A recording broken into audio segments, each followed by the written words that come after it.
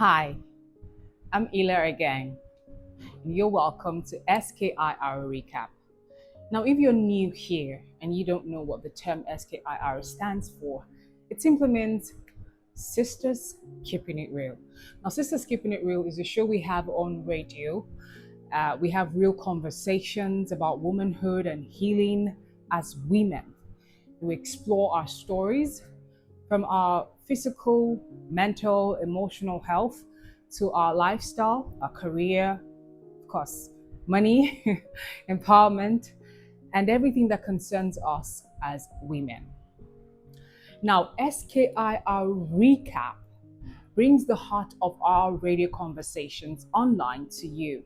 And that's because some persons reached out to us saying that they were not able to listen to the show.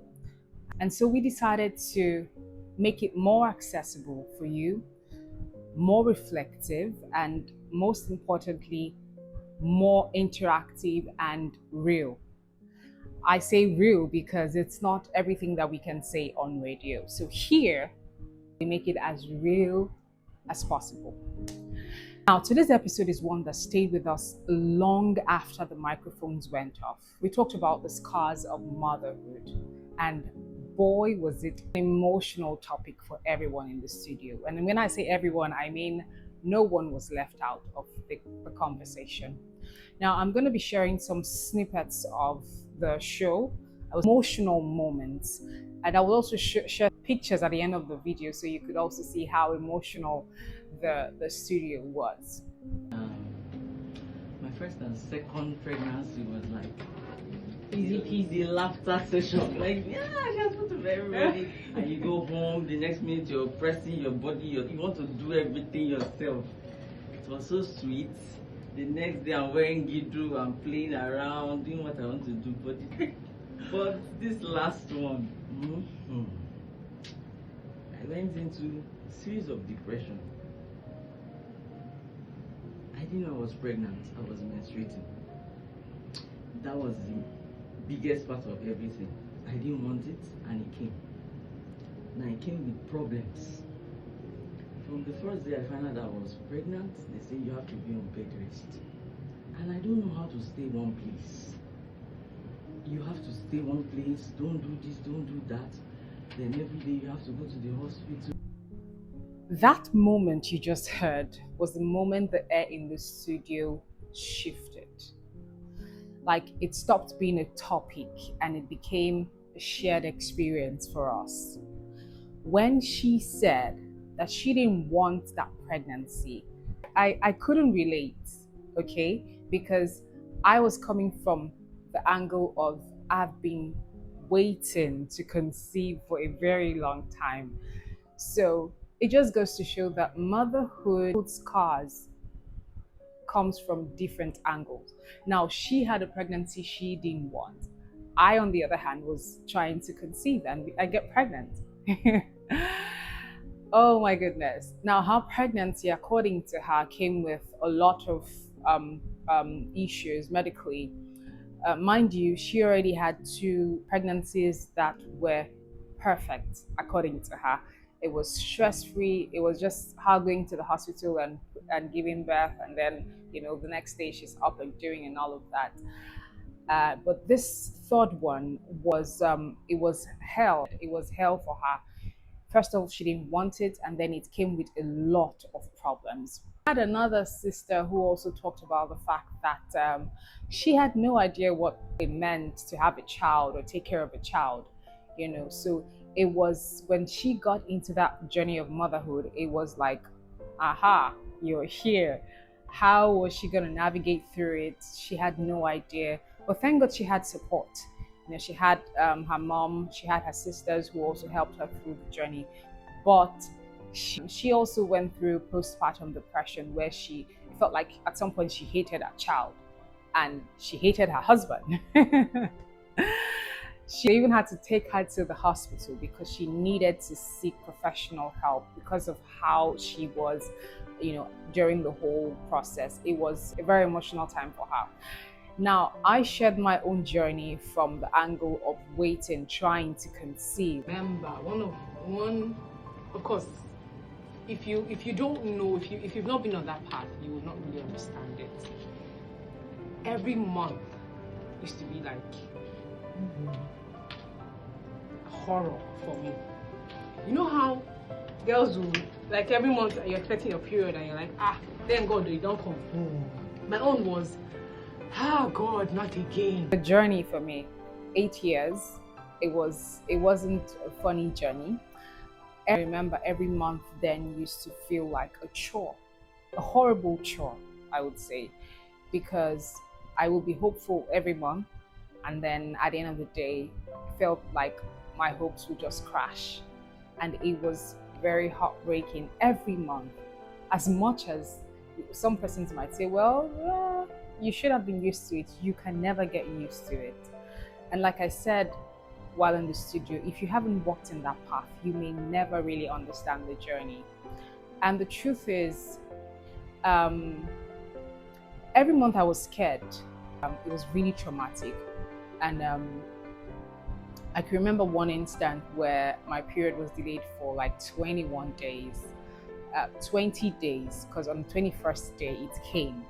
And I can't even count how many pregnancy strips I bought. I mean, if I could be an ambassador. It's funny now, I'm talking about it and I'm laughing, but I couldn't talk about it without crying. But you see, I'm healing. It's still a process. My period was delayed for a week. I was so excited. Now, it was a mixture of excitement and still fear every time I was going to the bathroom, because it's like, God, let it not be that it has finally come. So and then there was 1 week off, no period. Oh my goodness, I was super excited. I bought strips, I checked, it was negative. And then there was the second week, I went to see a pharmacist friend of mine, and I told him about it. Okay, maybe you guys should just go do the blood test. Maybe the HCG hormone is still very low. The blood would capture it better than the urine strip test. So I was like, okay, fine. Went to the hospital. I did a test. And that was in the second week. I did the test, and then I can remember when the doctor, I go, well, madam, you're not pregnant, but your period has been delayed for how long? I was like, 2 weeks now. I said, okay. If after the third week, that would be like 21 days. If it still hasn't come, then please come back to the hospital so we'll run some checks and be sure. It could be that you're pregnant, but maybe the hormones are still very low. I went back home, of course, very hopeful. I was already thinking about the people I was going to call, call this person. Oh, I'm finally pregnant. I think that was like 5 or 6 years into waiting to get pregnant. And then it was a Saturday. It was the 20th day. We were having a meeting, more like a leaders meeting, a training in church. And I remember when one of our elderly friends came to me, because he like we look up to him, that kind of thing, him and his wife and all of that. So he was in the meeting and he came to me that day, and we're having tea break, and then he came and we're talking, and then he was like, so how are you guys doing, what's happening? I knew what he was talking about. He was asking about the pregnancy and all of that, and it was here. I was just about telling him that, it has been late for like almost 3 weeks now. I was just about saying it, and then I just felt the explosion. Like, when the tap, like you turn on the tap and you've been holding it, like restricting the flow, and then you just remove your hand, that rush, the gush, and I just felt it. My period had come. I just knew it was my period that had come. This was on the 20th day. Remember, the doctor said if after 3 weeks, which was going to be like 21 days, I should come back to the hospital. So I was getting ready to go back to the hospital on Monday. That Monday would have made it the 22nd day, because Sunday was the 21st day. So I was getting ready to make that hospital visit. And then that Saturday, and I held myself. And after the conversation, I remember I went into the bathroom and I cried. I cried and I don't know how I made it through the remaining part of the training, but somehow I did. And that just goes to show the strength of woman. So I shared that in the studio, and trust me when I say it was very emotional for everyone. I also talked about my journey when I finally took it, when I finally got pregnant. It was a very smooth journey, but the delivery, it almost took my life. Maybe someday I'm going to share everything, like every bit of it that I went through.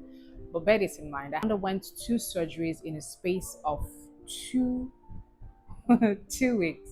It was life threatening. My child was, on the other hand, also fighting for her life, while I was, on the other hand, fighting for my life.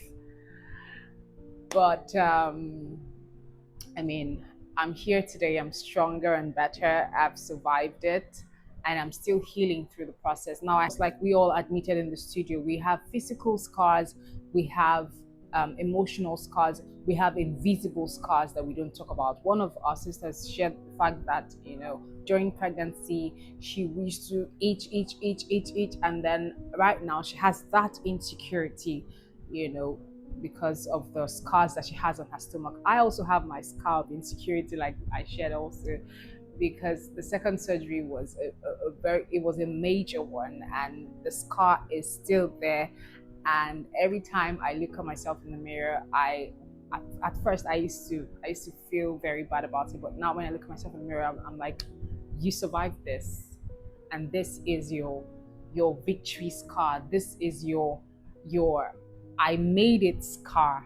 So spoke about our scars, not just the ones you see on our bodies, but the ones that we carry quietly.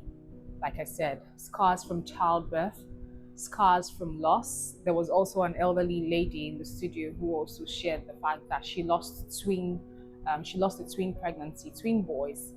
And in those days, birthing through CS was like a huge taboo. And so I was in labor for 3 days and 3 nights. And finally, at the end of the day, she still had to go through a cesarean section. We have scars from postpartum depression. I was legit depressed. I could sit down in with people and I was not there. I used to wake up at night and just count the ceiling and just walk around like, aimlessly, like I didn't know where I was going to, what I wanted to do, but I could just stand up and just walk. There are scars from all of that, the postpartum depression. I know one thing that came up strongly in the studio, and it was how motherhood pain is often normalized. We're usually told, well, that's just how it is. I mean, at least you even have children. People tend to normalize these pain and these scars and just make it look like, well, you should be grateful you're going through it. Or, a lot of persons have birthed babies. Why is yours different and all of that? But at the end of the day, we need to understand that strength and love shouldn't mean silence nor self-erasure. You shouldn't lose yourself because you're trying to be strong, because you're trying to be a woman, because you're trying to show everyone that, oh, I'm a woman, and as a woman, I have strength. Strength shouldn't mean silence. We should learn to talk about and share these our scars and heal from them. Because the moment in the studio that day, it wasn't just about us crying, because cry we did.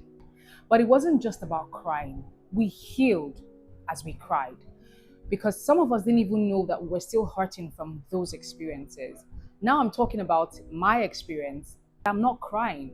But that day in the studio, I didn't even know. I told myself that I wasn't going to cry, but I cried.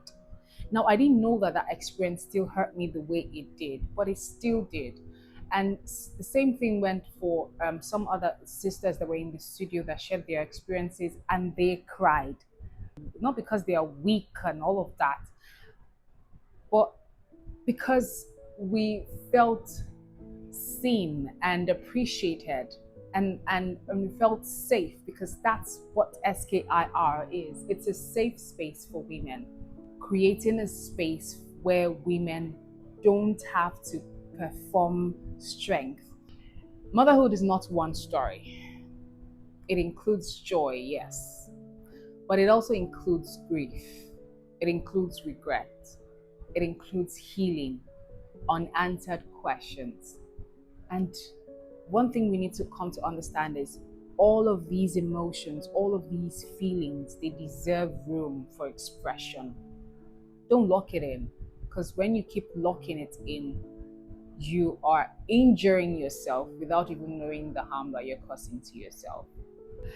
Now, if you've watched to this point, that means that this somehow resonated with you, and I would want to let you know that you are not alone in this journey of motherhood, in the scars that comes with motherhood. This is a safe space.